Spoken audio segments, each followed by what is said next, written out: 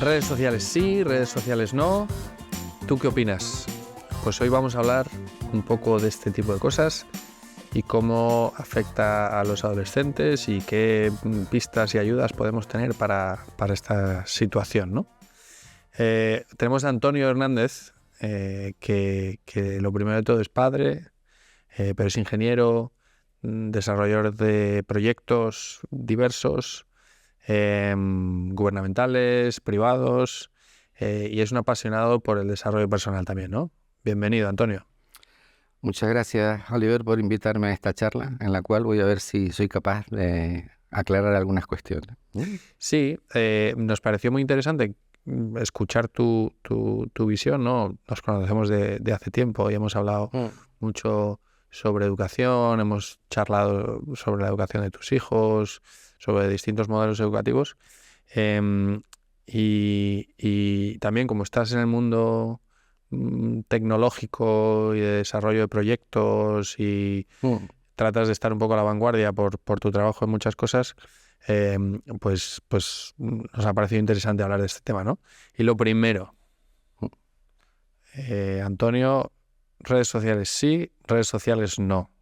¿Tú para cuál te decantas? No, esta es pregunta de blanco o negro, no puedes decir, o sea, lánzate. No, redes sociales sí. Ahora bien, como toda la vida, hay que tener cierto cautela, ¿m? Porque realmente en un momento determinado, si me voy para atrás y hago un replanteo ya hace más de 10 o 12 años, realmente que en el momento del impacto grande de las redes sociales, no las que ya hoy ya tenemos, porque hay una evolución que cada vez son cada vez más potentes. Realmente lo que estaba claro es que en el futuro profesional de toda la gente que viene, que acabará en las próximas generaciones trabajando, la red social, cualquier red social, va a ser fundamental, porque es una red de contactos, es una red de recursos en las cuales al final necesitas tener esa relación con el resto de compañeros. El tema de la adolescencia y las redes sociales en un momento determinado se le denominó como la tormenta perfecta. ¿Por qué? Porque realmente es un momento en el que entre los 12 y los 16 años la adolescencia entra en efervescencia y entonces, claro, hay casos extremos donde el abuso de las redes sociales puede dar lugar a fenómenos de ciberacoso, de phishing, de cuestiones determinadas que son hasta cierto punto peligrosas, ¿no? La cuestión no es cortarle la DSL ni la wifi a tu hijo en casa, pero por lo menos hay que entrar en un fenómeno o hay que entrar en un proceso de hablar con ellos, ¿no? E incluso de participar con ellos en una misma red social. Hay algunas que te van a dejar participar y otras que no, ¿no? ¿Te has hecho algún bailecito de TikTok con tus hijos? No. He intentado más o menos decir que formo parte del grupo, pero también llega un momento en que ya pasado los 16 años, que es ya la edad frontera, ya no hace falta. Antes sí, entre 12 y 16, ahí hay que tener una cierta cautela de estar encima de él. No solamente, pero vamos, que como todo en la vida. Si notas un comportamiento raro, si ves que se encierra en su habitación y no sale, si no tiene amigos y tal, entonces, no amigos físicos, ¿no? Porque los amigos en la red son infinitos. Y entonces en ese caso pues hay que tener una cautela y hacer un seguimiento. Y sobre todo también tener mucha relación con con los padres de los amigos de tu hijo, de tus hijos, porque esa pandilla, antes era más fácil porque la veías jugando al fútbol en la esquina o podían estar de excursión, ¿verdad? Pero ahora eso ha desaparecido. Está en un mundo virtual completamente encapsulado al cual tú no tienes acceso, a no ser que se lo cuente, que te lo cuente él a ti y que te diga lo que le pasa. El tema del ciberacoso sí me preocupó en un momento determinado, porque pasar de la pared del baño del colegio, donde se decían todo tipo de disparates, y la gente se los llevaba por delante, no pasa nada, porque llevaba el bedel de turno y limpiaba el baño y no pasaba nada. Pero claro, en la red es distinto, porque cualquier insulto o cualquier foto desmedida o sacada de tono, pues se queda de por vida. Y el proceso de explosión es enorme. Eso está medido, ¿no? Incluso hay fenómenos, digamos, de carácter social y psicológico más bien, que ha dado lugar a casos extremos. Mm. En España, y por cierto, si vale la pena recomendar, hay una asociación que se llama pantallasamigas.es, que para este tipo de casos extremos, cuando uno ve que tu hijo está un poco salido de tono, que ha cambiado del carácter, que no se asocia tanto, que no habla tanto en casa, pues te puede echar una mano. Guay. Esos procesos, digamos, que puede dar lugar de ciberadicción y tal. Pantallasamigas. Pantallasamigas.net, creo que sí. Ok, bueno, Pantallas Amigas puede ser un buen recurso para padres y para chavales. Sí. Vamos a ver, ahí hay otro tema que siempre he estado en este proceso de evangelización encima de la mesa, que es la brecha digital que hay entre padres y nativos digitales. ¿Brecha digital o brecha generacional? No, la brecha generacional siempre ha existido. Claro. Vale, o sea, la brecha generacional, yo tuve una brecha generacional con mi padre. Yo le contaba que hacía unas cosas y él no entendía. Era normal. Pero Pues aquí se puede parecer lo mismo también. Pero es que aquí se potencia porque hasta el argot que se utiliza a la hora de hablar, la cuestión que está de moda, o si el influencer este o el TikToker aquel y tal, pues claro, eso en un momento determinado, si yo me pusiera a hablar con mi padre de aquellos, que vamos, que me quitaba el móvil de entrada, en el sentido de que no entendía lo que estaba pasando. Ahora ya hay quizás también padres de gente con esa edad, esa franja de adolescencia, pues ya conocen una cierta, están habituados, digamos, al conocimiento de las redes sociales. Pero claro, en el otro extremo también las redes sociales se han disparado. La tecnología que hay detrás de las redes sociales, donde ya están cuestiones donde la neurociencia, el marketing, digamos, influenciable, porque claro, la gente no... Los promotores de las redes sociales lo que quieren es monetizar la red social. Pues entonces, para monetizarla en el sentido de la publicidad que va detrás. Entonces, como toda la tecnología puede hacerte publicidad a la medida, personalizada, según digamos, tus intereses, ¿no?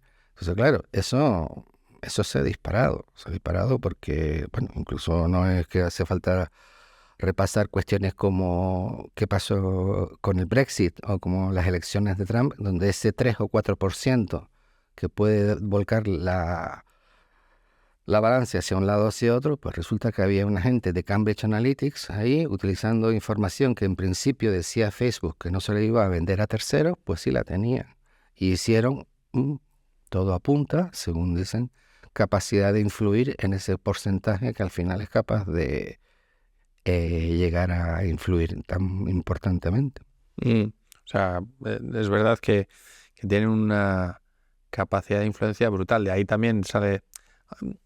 Bueno, ahora se habla mucho de los influencers y de chavales que a lo mejor quieren ser influencers y demás. Yo creo que el papel del influencer siempre ha existido. Siempre, o sea, lo que pasa es que no tenías a lo mejor el alcance Claro. que puedes tener ahora, ¿no? Y la monetización a lo mejor que se puede generar ahora. Pero ¿cómo crees que ha evolucionado un poco el comportamiento y cómo lo ves tú en el día a día, en las organizaciones con las que colaboras, el comportamiento de las personas en los últimos 10 años, relacionado también un poco con el tema de las redes sociales y la relación entre ellos, porque hemos hablado unas cuantas veces en el podcast de cómo los adolescentes o los que llaman nativos digitales se sienten mucho más cómodos relacionándose digitalmente a físicamente en persona, ¿no? Bien. Yo creo que son dos temas. Aquí hay una red social muy potente desde el punto de vista profesional que es LinkedIn. LinkedIn, que sumado a InfoJobs, y bueno, que no es una red, pero que es básicamente un colectivo donde pues realmente tiene un recorrido enorme y da lugar a esto, a muchas oportunidades laborales que antes eran impensables. si estamos con esa edad crítica entre los 12 y los 16, pues ahí ya el tema es mucho más complejo, porque se está formando la personalidad, donde la gente es muy influenciable por cualquier cosa. Antes estaba el típico tío del colegio, que era el popular del colegio, entonces todo el mundo quería ser popular o amigo del popular. Ahora, claro, ahora hay influencers y TikTokers y YouTubers y todo lo demás. Claro, que mientras no digan disparates, me parece bien. Pero si fuéramos capaces de que por lo menos hubiera un colectivo de esas características que fueran un poco más profesionales, donde lo que importaría ser desplegar todo lo que tiene que ver con valores, valores académicos, valores personales, en el amplio sentido, pues entonces sería una buena idea. Pero claro, como también los influencers, TikTokers y Instagramers tienen un tema de monetización detrás, pues claro, están las grandes marcas haciendo una publicidad enorme. Y una publicidad en un momento determinado de un colectivo que es muy influenciable. ¿Y qué diferencia hay entre eso y la televisión, por ejemplo? Bueno, que la televisión es una cosa que pasa, más o menos, aunque tengamos televisión a la demanda, pero tienes tu momento y tal. Pero el problema del móvil es que está contigo todo el día.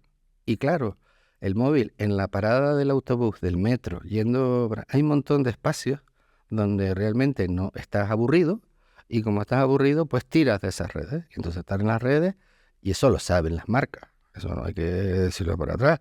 Y saben después si realmente te gusta, sobre todo el tema en las niñas, de si te gusta una marca de maquillaje, si te gusta un determinado eh, Cualquier cosa, cantante, sí. cualquier cosa, entonces van por esa línea porque es que esa cuestión es unidireccional. La publicidad ha pasado de ser una valla en mitad de la castellana, que si la ves o no la ves, bueno, a ser un tema que va directamente contra tu cabeza, directamente controlado con tecnología de neurociencia que yo no quiero ni imaginar.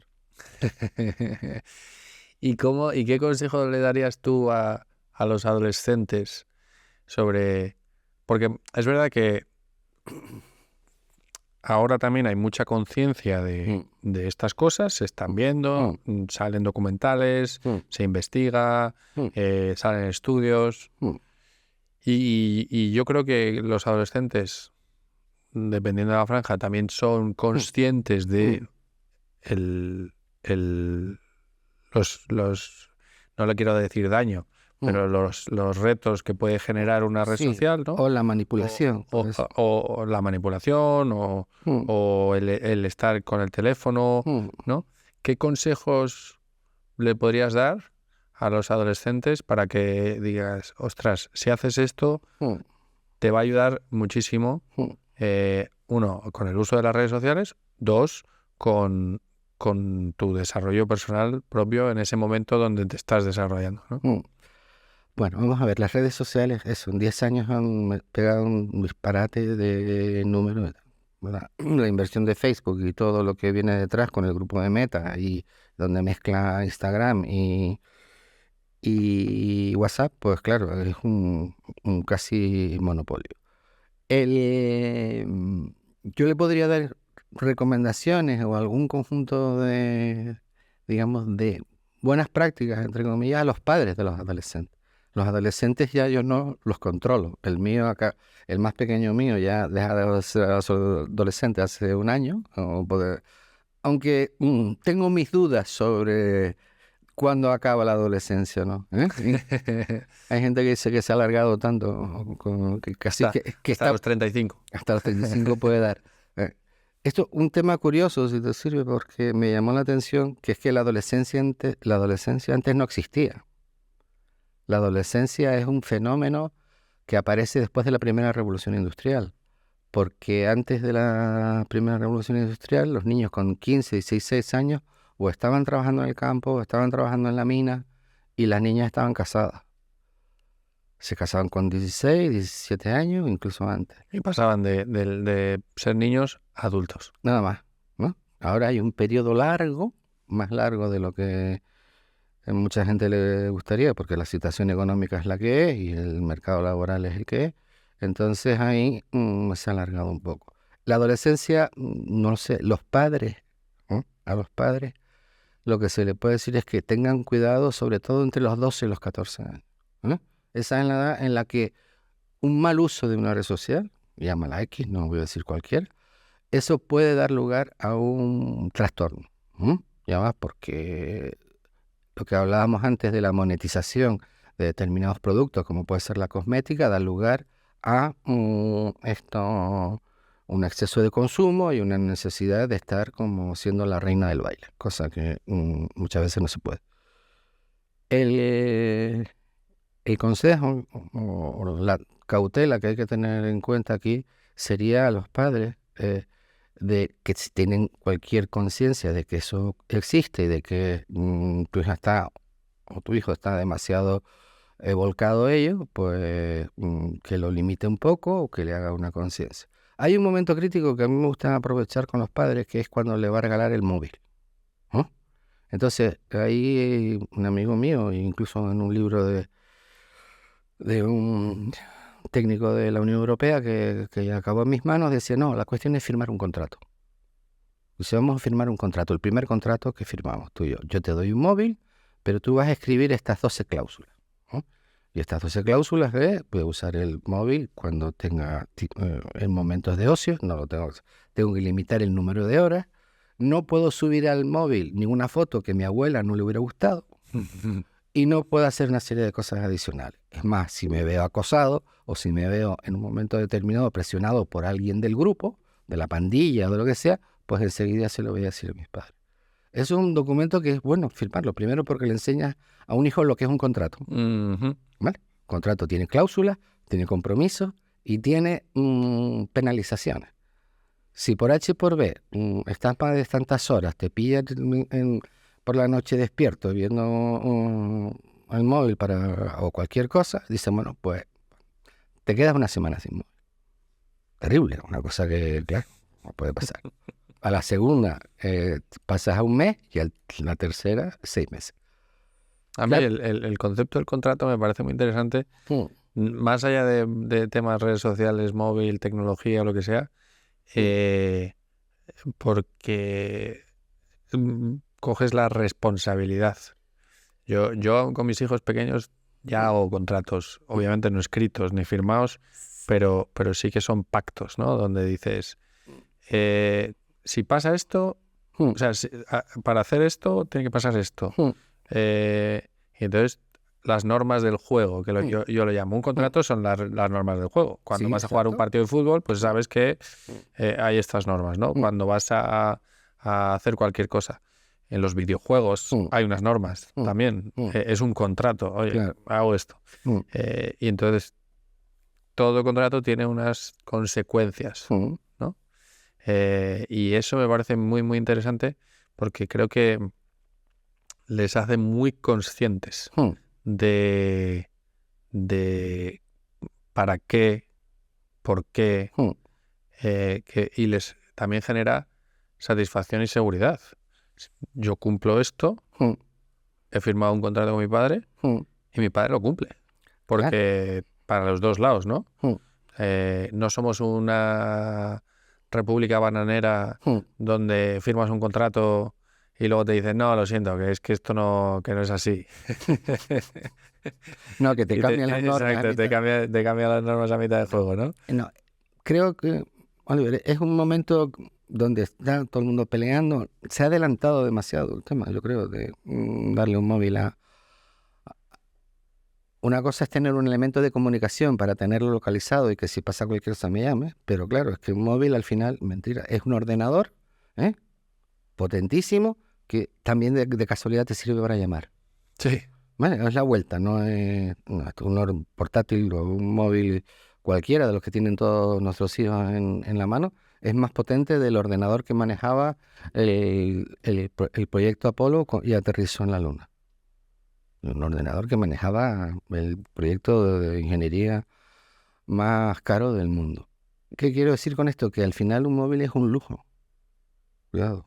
Un móvil es una posibilidad que tienes, entre muchas, donde aparte del móvil, que es el concepto de la compra, mensualmente hay que pagar unas cuotas. Entonces, claro, eso tiene un coste, y ese coste es el que yo quisiera, ¿no? que en el contrato figura, dice, oye, mira, esto vale dinero y como vale dinero lo tengo que cuidar.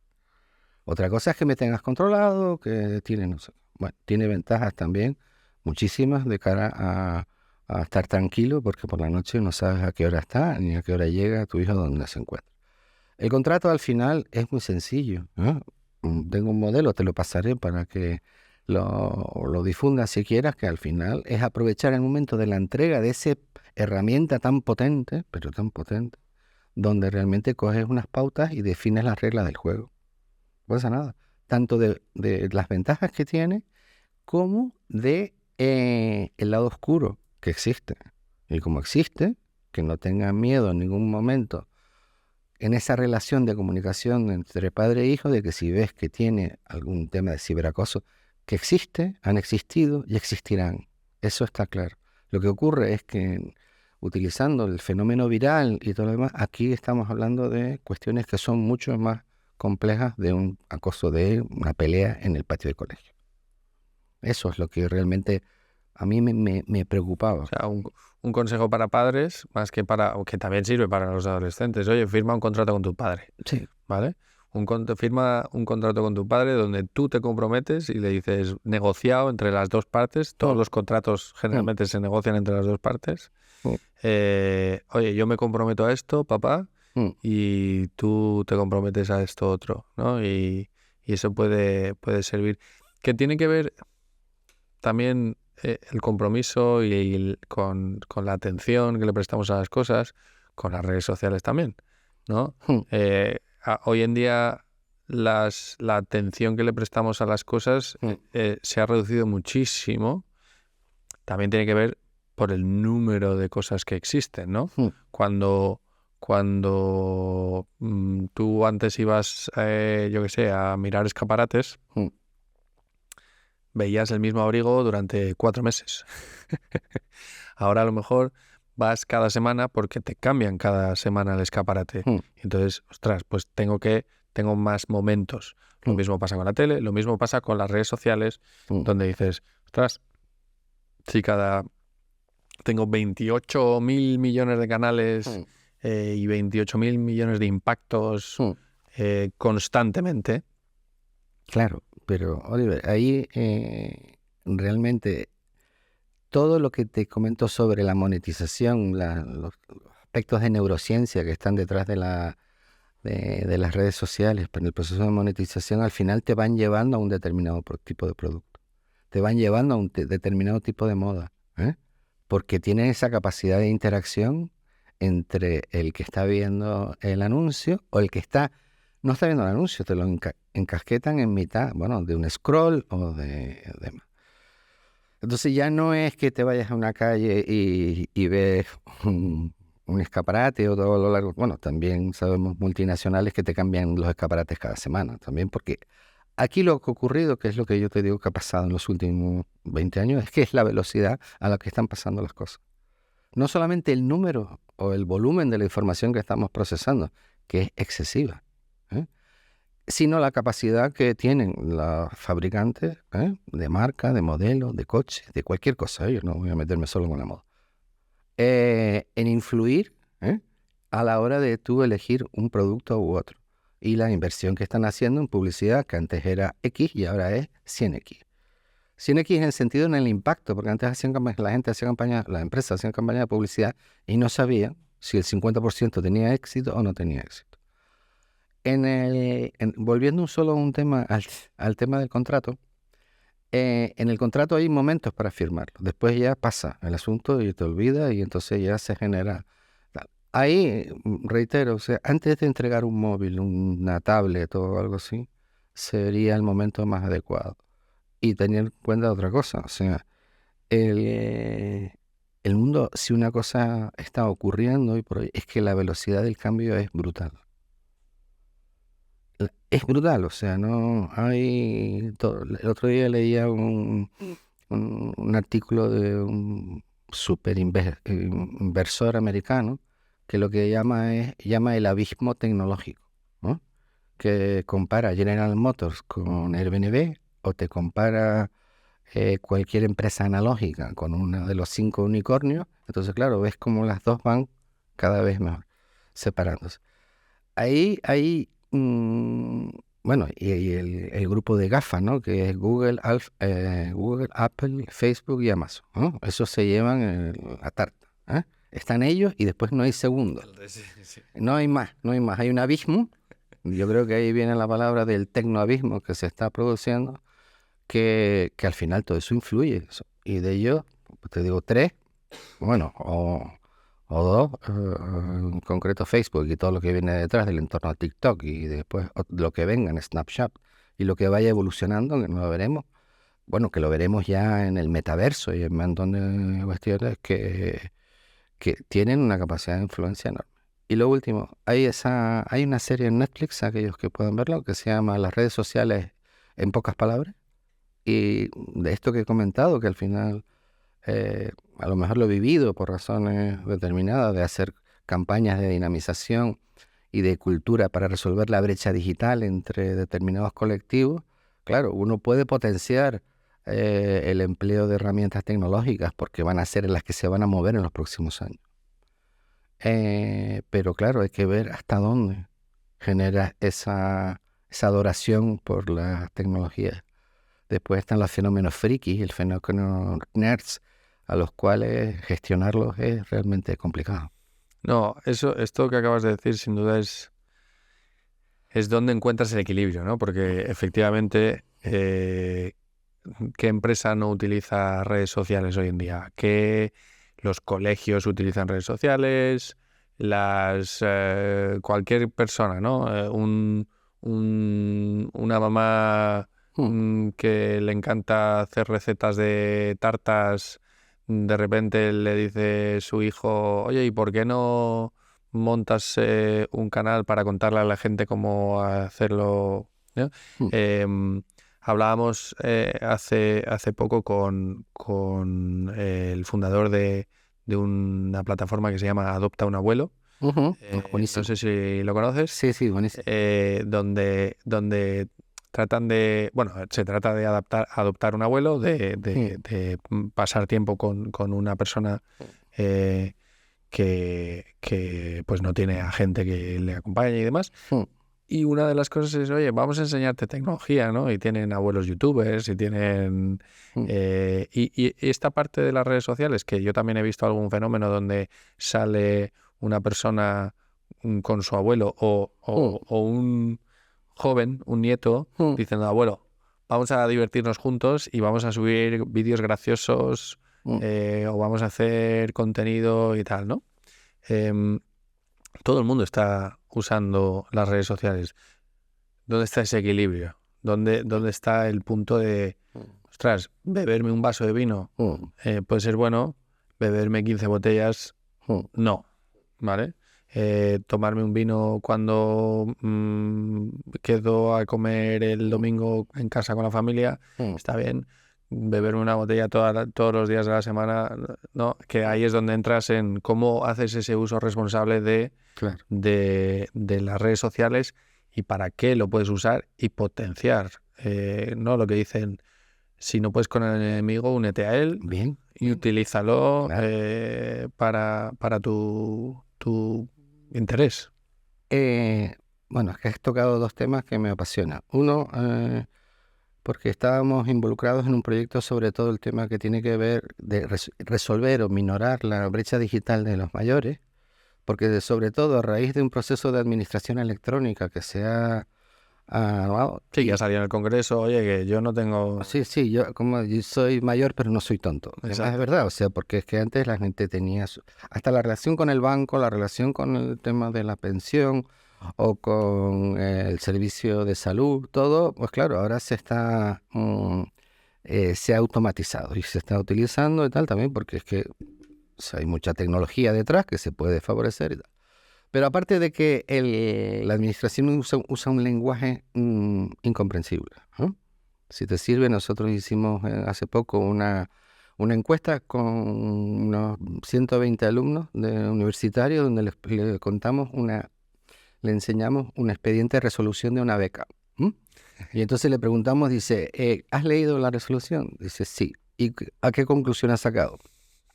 ¿La has entendido? Dice, no. Lo único que te puedo decir es que está en español.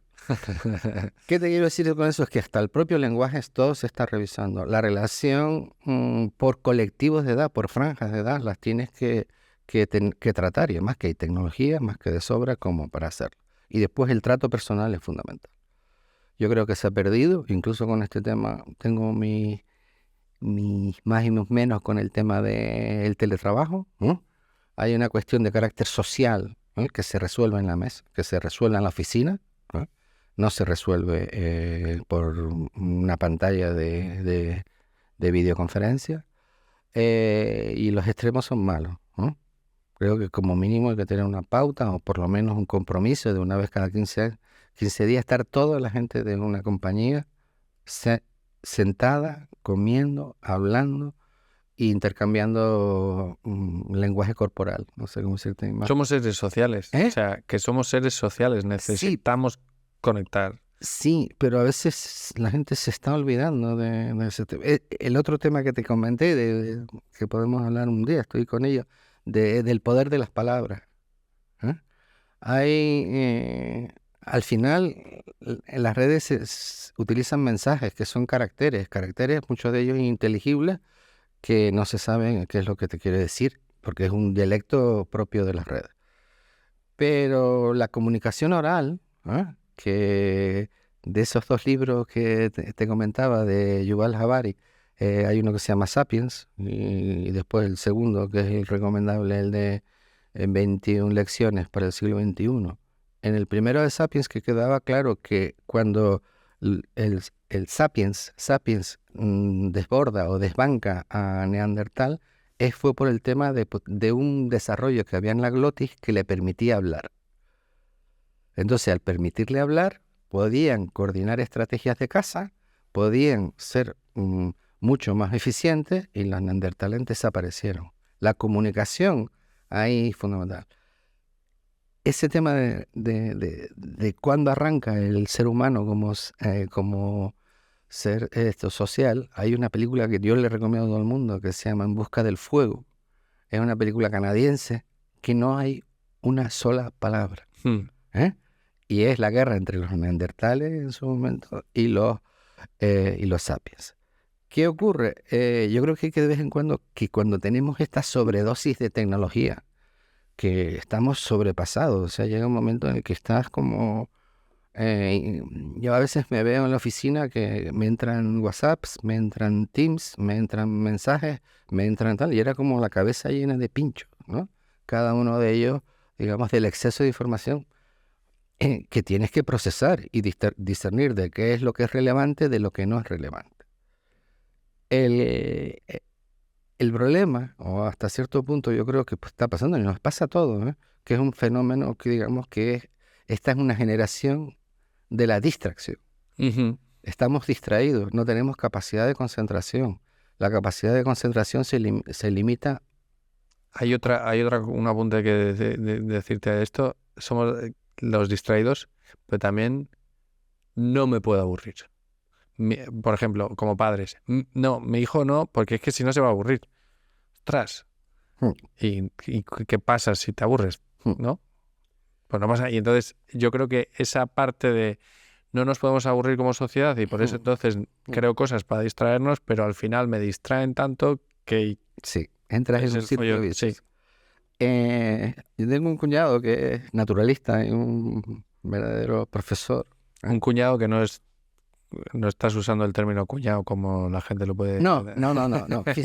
El marido de mi hermana, que para mí es de las típicas personas que los considero como sabios, más que decía muchas veces que a veces nos olvidamos cuando hay exceso de actividad, donde tiene la agenda de un chaval de 12 años, parece la agenda de... Mis hijos tienen mejor agenda que yo, sí. No, pero hiperapretada y tal. Dice, coño, es muy bueno que los niños pasen dos cosas, que pasen frío y que se aburran. Si saben eso, el tercero era que pasen hambre, ¿eh? En buen sentido, o sea, Sí. ahí estamos, lo decía Macron el otro día que me llamó la atención, dice, hemos de abandonar la era de la abundancia. Es cierto, llevamos 30, 40, 50 años con una abundancia excesiva y no tenemos la capacidad de valoración. Que decía, te dice, bueno, si firmo un contrato cuando le doy un móvil, por lo menos en ese momento que hay tensión, porque estás esperando a tener esa conectividad con el resto de tu pandilla, de tus amigos, porque si no tienes conexión no existes, entonces eres el malo, o el feo, o el tonto del grupo. En ese momento es cuando puedes poner en valor la maravilla tecnológica que tienes encima y las limitaciones que tiene. Cuestiones que todos saben que en un momento determinado abusar de determinada red social, pasándose de listo y tal, pues tarde o temprano la empresa de recursos humanos que te va a contratar te va a repasar de pe a pa toda tu historia en redes sociales. Sí, si ha visto que eres un bully o Eso está claro. Eso, o un follonero porque te metes en todos los fregados. eso está. Esa es la cuestión. O sea, la gente cuando sube cosas, incluso que tiene cuestiones de carácter legal, porque tú no puedes subir una foto de alguien al que no le has pedido permiso para subirla. Claro, la Ley de Protección de Datos o la Agencia de Protección de Datos Española no se quiere meter. Sí, bueno, porque si no tienes que destrozar el sistema entero. No es que no es que se vaya a meter, pero por lo menos, vuelvo a decir, dice, las normas de tráfico existen. Que tú un día te saltes un ceda al paso porque ves que no viene nadie, pues lo entiendo. Pero no puede ser una pauta. Y además hay cuestiones que desgraciadamente todo lo que se sube en la red, eso no hay Dios que lo borre. No lo va a borrar nadie, o sea, es imposible. Aparecerá en un sitio u otro. A no ser que hables con Google y le dices, bórrame todo eso, que creo que tienes que llevarlo. Ni él te puede asegurarlo porque tiene una distribución de todo. El derecho al olvido. El derecho al olvido, eso. Claro, eso no se ve ahora. Ni se ve a lo mejor. Dice, bueno, cuando voy a pedir trabajo, nadie se va a ocupar de la burrada que hice en el partido de fútbol aquí. Pero si quieren, lo pueden hacer. Y desde tu perspectiva, cambiando un poco de tercio y ya un poco de... Vamos a aportar... que tú, ¿qué consejo le darías a un adolescente, un chaval de 12, 13, 14, 15 años, que está mirando hacia su futuro, que está viendo el abanico de cosas que existen? ¿Tú qué recomendación le das para que sea una mejor versión de sí mismo? Bueno, yo voy a empezar por lo más básico. Yo lo que pediría, digo, haz un curso de mecanografía ya. Buena idea. Ya, porque es que vas a estar toda tu vida Tecleando. Bueno, había una tendencia hace unos años de que los reconocedores de voz iban a ser realmente... Pero no, eso es mentira. El teclado va a estar contigo durante por lo menos voy a decirte una cifra, por lo menos los próximos 10 años. Después no sé si el metaverso te va a permitir hacer otra serie de cosas diferentes. Pero el teclado lo tiene. Y una cosa es tener 120 pulsaciones por minuto y tener la capacidad de escribir sin ver el teclado, sino ver la pantalla, con lo cual no tienes que estar utilizando el corrector cada 2x3, sino tal. Y eso es una herramienta de eficiencia. Lo vas a agradecer. Estoy seguro que hay un montón de colegios que ya han recuperado esa virtud. Es más, no es por nada, pero los finlandeses valoran más la escritura en el teclado que la ortografía. O sea, no vale mucho más. ¿Por qué? Porque eres más eficiente en clase. Cuando estés en la universidad o lo que sea, tienes capacidad de apuntar lo que haga falta y tal. Lo otro, hay que aprender todos los idiomas que puedas. Lo siento todo. Y digo todo, aparte doy por hecho que el inglés ya lo tienes que tener contigo. Y no solo el idioma, sino la cultura del país.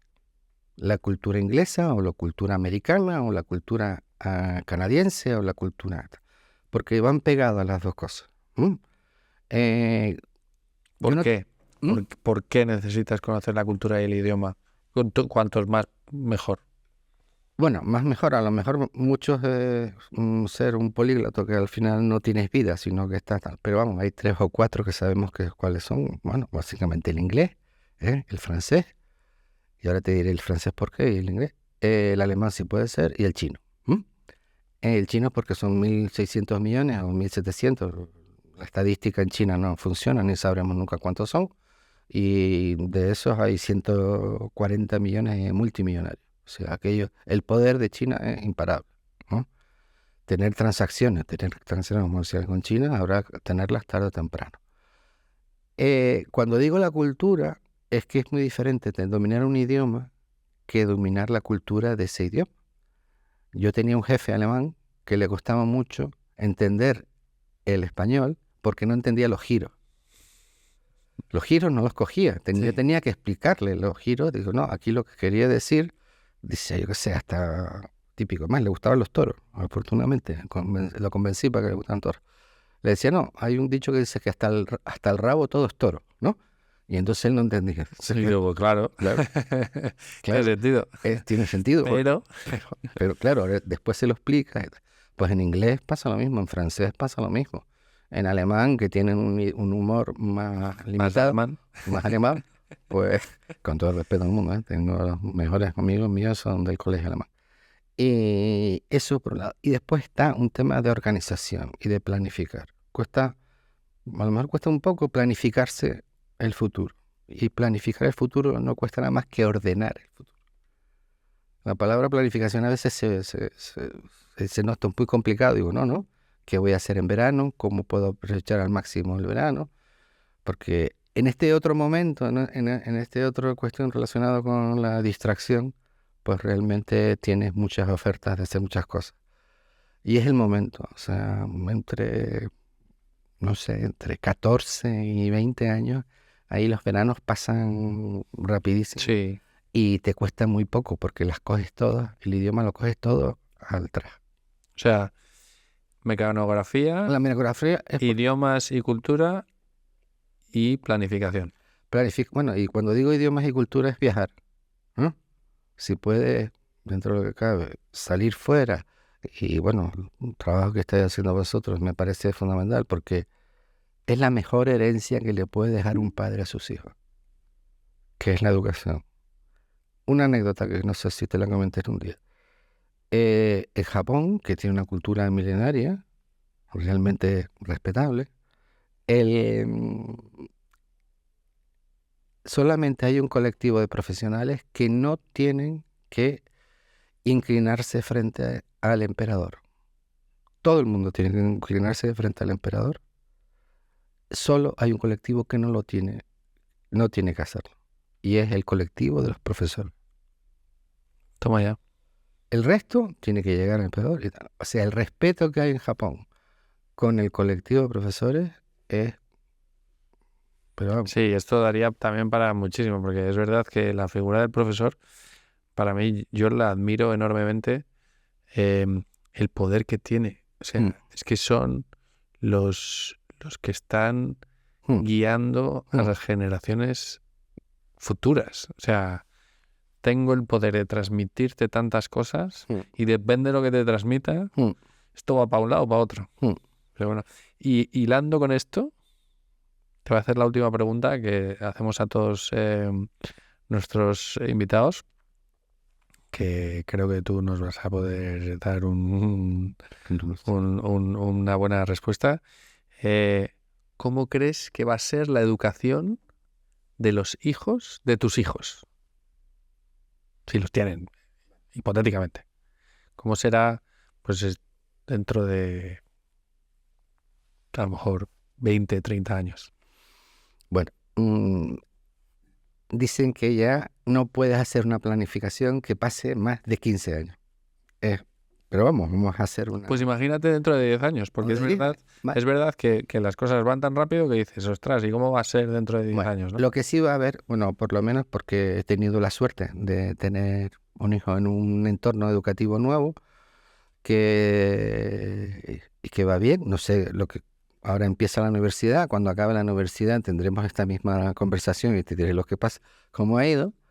Y es que ha tenido la posibilidad de entrar en un sistema educativo que se llama Project-Based Learning, que es educación basada en proyectos. No hay asignaturas, ¿no? Hay proyectos corporativos, no hay memoria, no hay exámenes de matemáticas, no hay exámenes de física. Todo es un proyecto concreto, ¿no? Un tema de biología, por la vuelta de la vida, pues tuvieron la posibilidad de estar en un parque nacional en Sudáfrica y allí estuvieron viendo el tema de humanidades, pues tocaron el tema de la guerra de los Balcanes y qué pasó, por qué pasó, qué tenía que haber ocurrido. Claro, eso es nuevo, ¿eh? Bueno, y básicamente están cogiendo el modelo finlandés, que es bastante potente. Y todo apunta de que la educación basada en proyectos va a ser un cambio con respecto a la memoria, al proceso de memoria, de estar almacenando información que después tiene poca utilidad. Tiene poca utilidad de cara a lo que habíamos hablado en un momento determinado con respecto al futuro del trabajo, o el trabajo del futuro, que es esa doble.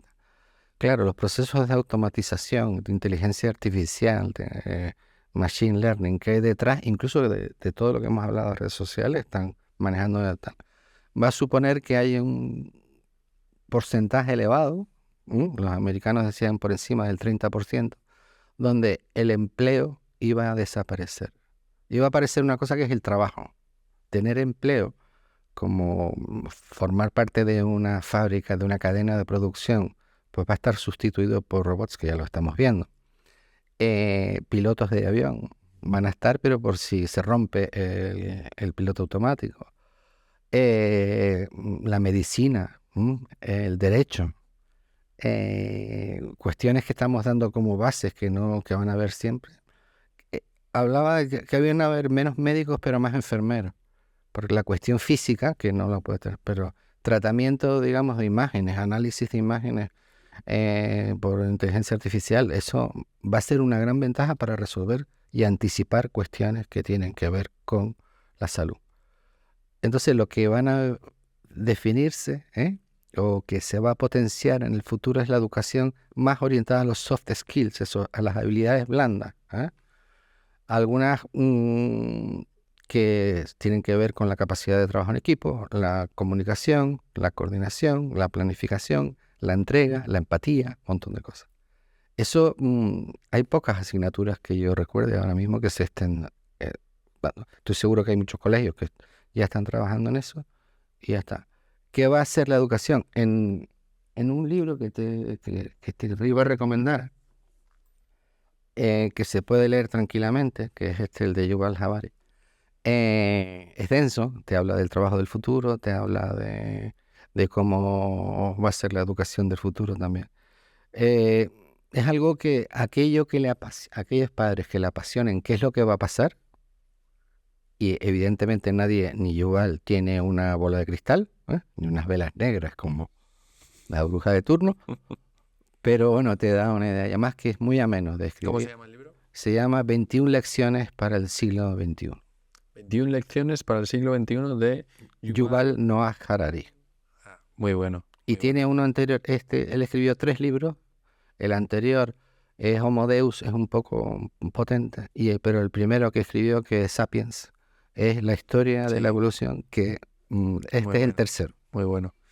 Fenomenal. Oye, pues Antonio, muchísimas gracias por tu tiempo, por tus ideas, por compartir tus pensamientos. Redes sociales sí, redes sociales no. La respuesta es sí, utilízalas bien. Todo está conectado como una red. Entonces todo afecta en ese crecimiento, en ese desarrollo. Y nada, gracias a vosotros también por estar escuchando este podcast. Esperamos que os haya sido interesante. Y hasta la próxima. Muchas gracias, Antonio. Nada, solamente gracias, Oliver. De verdad ha sido un placer estar aquí con vosotros. Para mí fue una alegría conocer que existían empresas como la tuya, que tenían esta capacidad de visión de sacar a la gente fuera. En un momento determinado yo tenía mis 2 hijos fuera, o uno fuera y el otro iba saliendo. Y ha sido, creo, la mejor decisión que he tomado en mi vida, de cara al futuro. Algún día a lo mejor hablamos de esas experiencias que han vivido Pablo y Guille. Sí. Porque TGS es otro rollo. No, yo creo que irán apareciendo cosas así, pero lo mejor es que hables con ellos, porque yo tengo otra visión. Eso es verdad, eso es verdad. Lo mío era la planificación de los viajes. Ay. Muchas gracias. Nada,